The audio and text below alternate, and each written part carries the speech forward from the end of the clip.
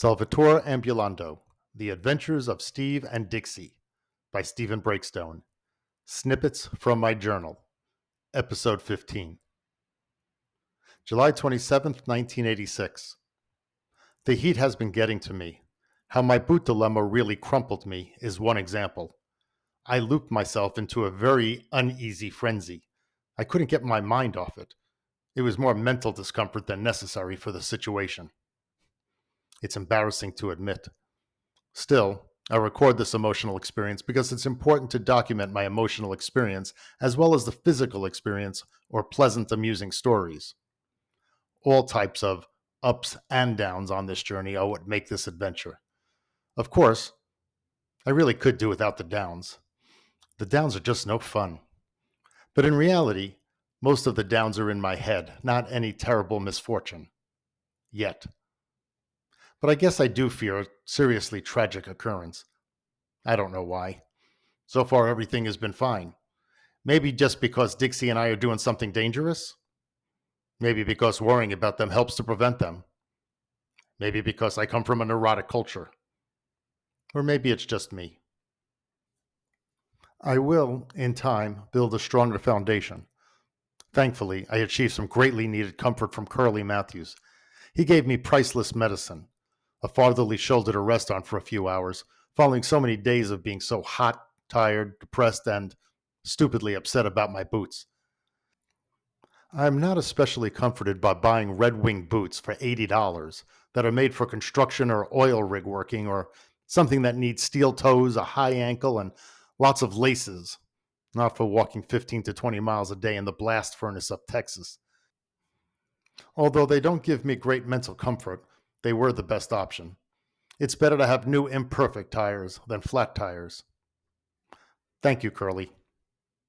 Curly said he would mail my boots back to New York, and if I know my mother, she will mail them to the manufacturer with a nice note. Side note. Mom did, and Oslo did replace them free of charge. I used them later in the trip. Knowing that it will cool down, sooner or later, I would like to walk through August into September and be somewhere between northern Oklahoma and eastern Colorado. We will have walked over 1,000 miles by then, and I'll be ready for a change. Mainly, we will be in farm country. I can think of nothing better than to have a real American job plowing a field or harvesting wheat, or sitting on the back of a horse rounding up cattle.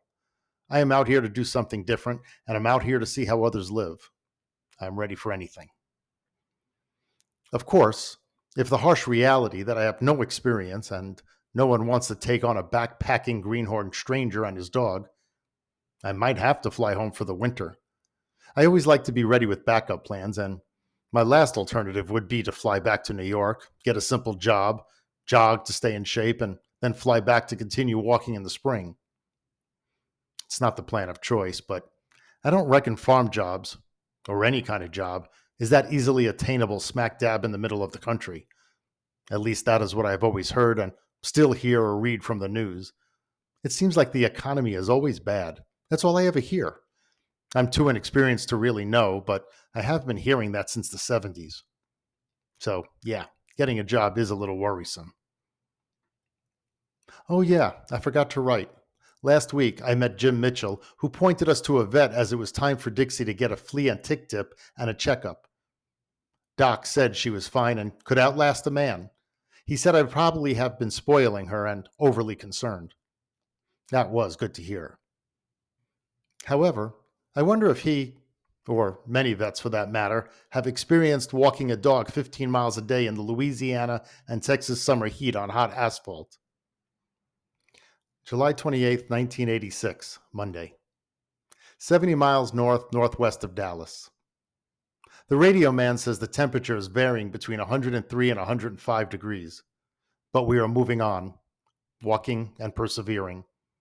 Someone else might call it stupid, another obstinate. Maybe I would even call it that. But I really think of it as an alternative to boredom as we pray and wait for cooler weather, which will come sooner or later. Sitting around, even if I splurge for more than a day in a motel, doesn't sit right with me at all. My work ethic pushes me to walk at least 10 miles over the course of a walking day. Hmm. Side note, I was on a $10 a day budget, so there was that factor. But I did have emergency money if I thought we really did need to take an extended break. But more influential was my work ethic. Both my parents were good, reliable workers, and my father was a workaholic. Although I didn't want to follow in their footsteps, my sister Toby and I did develop a strong work ethic. While I wasn't focused on a career or making a lot of money, whatever I did do to the best of my ability. In the lifestyle I chose, walking was my job. Not walking, aside from a day off or taking a break, felt very uncomfortable. I was walking across America, not hanging out or wandering around. So, yeah, I was almost damned if we walked in the scorching heat and damned if we just holed up somewhere for 2 or 5 or whatever amount of days. It was summertime in Texas. It wasn't going to cool down so fast. So, what was the point of holding up? So, I just kept on going to the best of my ability.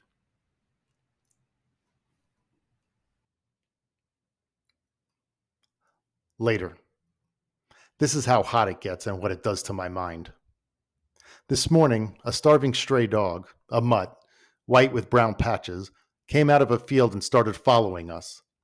He was emaciated and had tumors. There was no meat on his bones. Only a thin layer of skin kept his insides from being on the outside. He was so skinny that the sun, still low in the sky as it was rising, seemed to shine right through him, and he looked transparent. It looked as if I could see the outline of his organs. It was early morning, but once the sun shone, it was hot. He was panting, and therefore his smiling, panting face did not look as pathetic as his body. But all I could think of was that I had to keep the sickly, diseased dog away from Dixie. Dixie, when dealing with the heat and the rigor of the road, ignores anything she can. She wasn't concerned with her uninvited guest. He was not an apparent danger. The dog ran back and forth between our side of the road and the other side, usually at a constant distance of 30 to 40 feet, sometimes closer. Occasionally, a car would zoom on by, and I actually hoped that he would be hit and brought to peace via a quick death. I was on a back road between a couple of tiny towns that maybe had a few houses, a post office, perhaps a grocery store somewhere. But the thought of a humane animal shelter is for real towns. I have such anger for people at this time because all I could think of was someone abandoning this dog and leading him to this painful, confusing fate. I have often heard stories where people, in their infinite wisdom, just drop off dogs and cats on the side of the road because they are animals. They can live fine on their own. Jerks. Maybe a million years ago, but not since we domesticated them. He followed us for about 2 miles, much longer than I imagined he had the energy for, and then he dropped off. I prayed I pray that he'll be out of his pain quickly. It is 4 p.m. now as I'm writing and reflecting on the day. I say to myself, resting comfortably in the shade that we have found on the side of the road, why didn't I leave some food and water for the poor, desperate animal? Granted, Dixie is not carrying much food in her pack. In fact, we need to resupply, but still, I could have left something. That is how hot I am. That is what the heat has done to my mind. I am disgusted with myself. My mind has only been working at intervals. Maybe there's no excuse. I don't know. It seems so simple a thought to give a starving animal food, and all I could think of was trying to keep Dixie away from it. I am sick at my lack of compassion and brain power, but it was my own desperation that held back common sense and sympathy. Of course, any food I would have been able to spare would just be delaying the inevitable. Side note, 35 plus years later, and that experience is still a distinct and unpleasant memory. I still regret my actions of not leaving some kibble for the dog, but I also understand that I was in survival mode. I just didn't want to chance Dixie coming in contact with that dog. It was a very unprecedented and uncertain situation. Later, they say that in Texas everything is bigger. Well, the big old mosquitoes sure are. That is why, even at night, with the temperature at 80 or more, we sleep in the tent, even though it can be stifling in there. The tent has a tightly weaved mesh netting as a roof and a door flap. So tight a net, it's even difficult for air to pass through. I sleep naked, with barely my bedsheet covering me, and often that is too much. Dixie, wanting to sleep with me, as much as I enjoy the comfort and security of having her next to me, pants through the night in the tent. Her hot breath makes it harder and hotter to sleep, but she too needs protection from the carnivorous insects desiring our blood. That is what I've explained numerous times to those who have asked me why I even bother with the tent on these hot, still nights. And now you know. I remember the first night we slept out on this journey. We stopped before dusk and the mosquitoes were just awakening. I was not thinking of them as I set up the tent and arranged the gear. I had enough on my mind between feeding Dixie and getting everything situated and not yet having developed what has now become my setup for the night protocol. I left the door flap unzipped. As darkness and fatigue hit, Dixie and I headed into our home for the night. It didn't take for seconds for us to realize the uninvited guests began to serve themselves. For an hour, I was swatting mosquitoes as I learned, and was aghast at how much blood they can gorge.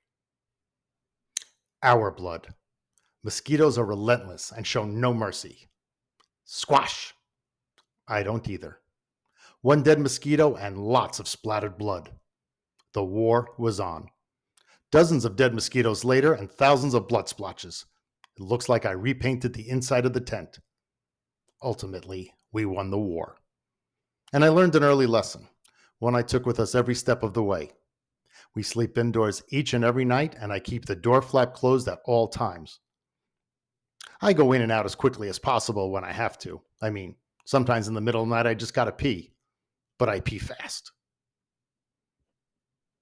The question, hot enough for you, is alive and well in Texas. I have considered that the heat is actually easier for me to deal with, even carrying a pack, than for most people who are smart enough to stay out of the heat. They go from their air-conditioned houses to their air-conditioned cars to air-conditioned stores. When they are really outside, for just a few minutes, it's quite rough for them. The heat seems to be the main conversation and their ongoing complaint. I had guessed that the heat was normal for this time of year. Maybe it is, maybe it isn't. I find that sometimes people just enjoy bitching for the art of conversation, and heat waves are a natural scapegoat. Dixie and I are in it 24 hours a day.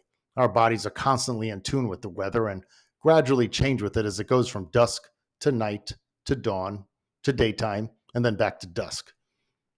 Perhaps our blood is thinner, and or my mind is thinner, and it's easier for me to be in it all the time than for those who go inside and outside all day. In this way, I probably appear to a lot of people to be a lot tougher or crazier than I really am. I'm just more used to the high temperature now than the natives are. No, of course, I bitch about the friggin' heat too, but just privately. It is hot as hell. That's it for now. Peace.